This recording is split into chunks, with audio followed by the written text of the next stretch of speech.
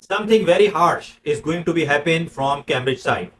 Have you checked CIE 11th May statement? And now we are witnessing a total collapse of Cambridge examination system. The cancellation of the pure mathematics 1 was supposed to stop the bleeding, but it failed. One after another paper is going to be leaked. And today statistics paper was leaked before the exam even began. This is no longer a glitch. It is a full scale security failure. The real situation is what? Here, papers are leaking in earlier time zone and spreading globally in seconds. What are the systematic weaknesses? Physical security at local center is clearly compromised. What are the high risk for the students?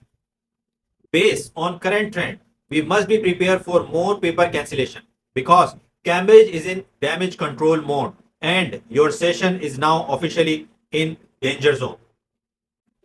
Now the question is, what is the solution?